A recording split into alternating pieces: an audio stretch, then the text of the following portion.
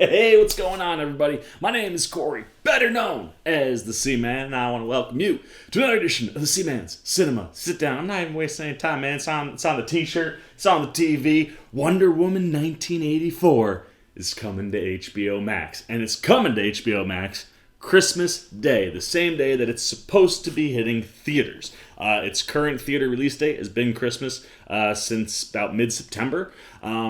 I'm not going to lie to you, as someone who lives out on the East Coast, as we see cases rising, specifically in areas where schools have been open for a little while. We're seeing a lot of schools closed down out here around New Jersey, New York, Connecticut. And to be honest, it's kind of feeling like by the time we get close to Christmas, a lot of things are going to be closed again. And we're seeing that out in California as well. And if major movie theaters are not open in New York City and LA, I don't know if it makes sense to release this movie in the theater at all. Only because it will look like a crappy box office number. We've seen pretty standard all the way through any movies that have dropped, including Tenet, which was a major tentpole release for Warner Brothers, not bring back much bank. I mean, no one can really crack that $4 million lately. And that's not going to be a good look when you go back and you look at box office numbers for Wonder Woman. What I think will happen is they'll leave the Christmas date until they absolutely have to move it again. And then they'll just pull it from theaters and it'll be an HBO Max release all on its own. Like an exclusive HBO Max release. And the reason that I think that's the way you have to go is, yes, this is a movie that people want to see in theaters. Yes, this is a movie you want to see that box office number. I mean, Wonder Woman made over $1 billion. So yes, if somehow movie theaters are open in New York and LA and in your major cities, maybe it does release on Christmas Day and we see what kind of box office it can get.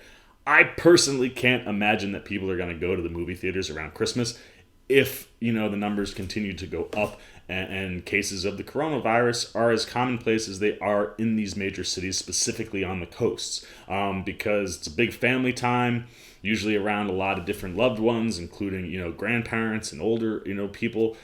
I don't think people are going to risk going to the movies come Christmas with all the things that surround Christmas as far as the holiday goes. So, with that being said, I expect this to end up on HBO Max exclusively. That also being said, I expect that to be a huge deal for HBO Max. Look, this was inevitable, especially when you look at HBO Max's subscription numbers. I actually was just looking at all the subscriber numbers the other day because Disney Plus crossed 72 million and moved into a secure third. I mean, it's been in the third place, but it's in a class all of its own. Netflix has 195 million, Amazon has 150 million. And Disney Plus now at 73.7 million. Those are the top three, and they are legitimately in a class of their own. Then you come down to more Walt Disney stuff with Hulu. They have 36 million. And then Peacock has been slowly climbing up to 22 million subscribers. And one of the things that's working for Peacock is the fact that they have a free tier. You can download Peacock right now. It doesn't cost you anything. You want to see most of their content, you're going to have to pony up $5. However, HBO Max is under YouTube Premium, under Disney Plus on Hotstar. It is under CBS All Access. It is under IW Want, ESPN Plus, Apple TV Plus. And those are just 20 million, 18.5 million, 18 million, 11.3 million, 10.3 million, 10 million. And then in the third class, all to its own, if you're on Wikipedia, this is the class that's listed at least 1 million subscribers. HBO Max and HBO Now sit at 8.6 and 8 million subscribers.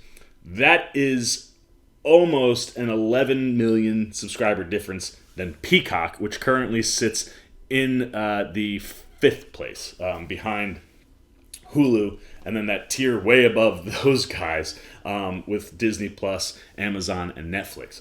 And if you're HBO Max, you are not going to survive with 8.6 million subscribers. My biggest thing with them is their price point is too high. I've said that for as long as I've had HBO Max. I got in on the ground floor early on, got that early subscription number that was $12.99, which is right around what Netflix is. But $15 to join now is not super ideal. And when you're more expensive than Netflix, and when you already have people who have Netflix and Amazon. And now you have Disney Plus, and you have Peacock, and all these others, Hulu, all these other subscription services that are doing better than you. You're not going to get many people to budge, specifically during a pandemic. However, this movie will get people to sign up for HBO Max for at least a month. Because there are a lot of people who want to see this movie. There was a lot of excitement for this movie. And as we pushed, movies like this, Black Widow, started to feel like they were just kind of getting lost in the shuffle, like their time passed. And now, with this, I think you might see multiple dominoes fall as far as major tentpoles go. But it's a big deal because HBO Max doesn't have very many other options. And if they do pull it out of theaters and it's exclusive to HBO Max, I think you're going to see a lot of people go and sign up for at least that month. Within that month, you better make sure you have some other good content on there because you're going to hope that people will browse and then stay. I still think you got to bring your price point down, but at least for the end of the month of December into January, I think you're going to see HBO have a little bit of a subscriber tick. Watch after January to see if it goes back down, see how many people bounce after paying for the 1 month, because $15 to watch the movie, not too bad when you get all that additional content. Now, on the flip side of this, what does that mean for Marvel? What does that mean for other tentpole movies? I think Black Widow is the next domino we're all waiting to fall.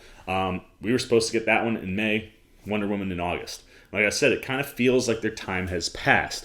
And knowing Kevin Feige, knowing Marvel, it also kind of feels like they didn't want to be the first domino to fall in like the major tentpoles. Like, yes, Disney did put Mulan up for PVOD. But the superhero game is completely different. And while there were high hopes for Mulan, like we know Black Widow is going to do business. We know Wonder Woman is going to do business. And if business is there to be had, depending on what movie theaters are like. And I think Kevin Feige didn't want to be the first superhero movie to go, we're going to go to streaming. They wanted to see what Warner would do.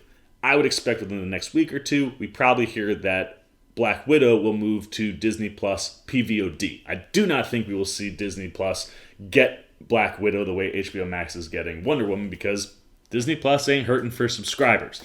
So they'll make you pay that $30. And, they did okay with Mulan. That one will hurt me. I still haven't seen Mulan because I refuse to pay the amount of money it costs to rent that movie. Black Widow, I might have to. I love that stuff so much, man. Superhero stuff is my bread and butter. So I think you'll have more people pony up the $30 for Black Widow, but I would expect to see that's going to go maybe the same thing, like whatever its current release date is for theaters, also dropping on Disney Plus the same day in that PVOD section. You won't see it as part of the subscription. But it is a big deal for HBO Max that Wonder Woman is going to be part of the subscription because they need that subscriber base. And as someone who has HBO Max, oh, am I ecstatic, man. What a wonderful Christmas present it'll be to wake up, do your presents and stuff with your family, get your day going, and then kick back and throw on Wonder Woman. I know I would love to be in the theater. These are made for theater movies, but if it's on HBO Max on Christmas Day, I ain't leaving my house. Now, if these movies were smart, they would stash 15 to 20 minutes that has either been cut out of the movie or that could be trimmed out of the movie so that you could release a director's cut when movies are finally back open. I think once you see theaters come back and you start to see, the box office return to normal, it would be dope to get a Wonder Woman director's cut drop into the theaters, or a Black Widow's director cut into the theaters. Protect those box office numbers, and I think those companies will do that because you don't want to see Wonder Woman with a box office of like $8 million. It's just not what they want to see. But if you waited and you released a director's cut in the theaters, guarantee you wouldn't make quite the normal amount of money, but I think plenty of people would go back and see it a second time, especially if you were saying like, hey, there's 20 to 30 minutes of extra content that wasn't in the original release that hit Max or hit Disney Plus. That would be a really, really smart way to handle this, man, because some of these movies are going to have to start streaming because without New York and LA, it's going to be really hard to get the box office going. So nevertheless, man, it's a really big deal, I think, for HBO Max, even though it was inevitable, even though we all knew it was going to happen eventually if you just pay attention to what's going on with movie theaters. But big deal. I can't wait to see it on HBO Max. Now the question is, will you subscribe to HBO Max if you haven't already for the month of December into January to watch Wonder Woman? If you subscribe to see Wonder Woman, will you browse around on the other content and see what HBO Max actually has to offer? Like I said, they have a lot of really, really good content. I mean, Raised by Wolves has got, awards written on it, man. Like, it's that level of good. And I think if people find some of that content and things like Tiny Toons coming back, the new Looney Tunes that are on there, things like American Pickle, you need some more movies or TVs, The Witches, stuff that I think people will want to check out, and then maybe they'll stay. I still think the price point has to come down, but you let me know what you're thinking, man. Will you browse and will you stay if the content is good? Or are you waiting to see that overall price point drop before you become a full-fledged HBO Max subscriber? And if you're already a subscriber, how pumped are you now that for Christmas you're getting Wonder Woman right on your TV, man?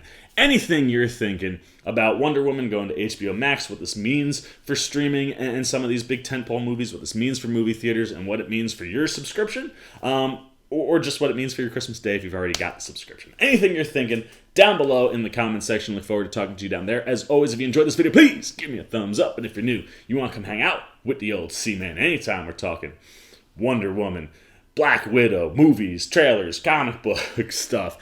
We do it all over here. You want to be here for that. You haven't yet. You want to show a little love, support to the old C-Man. I would certainly love to see that subscriber number hit 1,000 before the end of the year, and I can do that with your help by jumping over there, hitting that subscribe button, man. Come join C-Maniac Nation. Hit that alert bell if you want those alerts, and until next time for the C-Man's Cinema Sit Down, I've been the C-Man, and I'm signing off. Peace. Well, that's all live and breathe. You still here? Check out a video like this one or this one and hit the subscribe button so you can get alerts and check out everything the C-Man's got at the Cinema Sit Down.